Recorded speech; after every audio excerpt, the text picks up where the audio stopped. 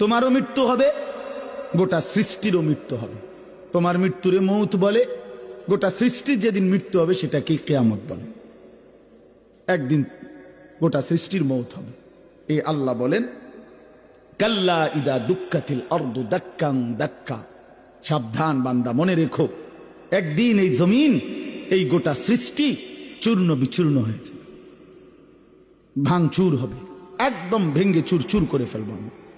ইজা সামাউন ফাতারাত, আসমান কাচের মতো ভেঙ্গে ভেঙ্গে পড়বে, তারকারাজি খসে খসে পড়বে, পাহাড়গুলো উঠতে থাকবে তুলার মতো, সাগর নদীর পানিগুলো টকবক করে উতরাইয়া বাষ্পের মতো উড়ে যাবে, জমিন মাটি পাউডার পাউডার হয়ে যাবে, সব সব শেষ হবে। আল কারিআতু মাল কারিআ ওমা আদরাকা মাল কারিআ ইয়াউমা ইয়াকুনুন নাসু কাল ফারাশিল মাবসুস। এভাবে বিশ্বাস করেন ভাই আমার, বাপ আমার, কি পরিমাণ আল্লাহ বলছে কথাটা, যে বান্দা কিয়ামত হবে, কিয়ামত হবে। একবার দুইবার না, বারবার বলছে, বহু শব্দ। আল হাক্কাতু মাল হাক্কা।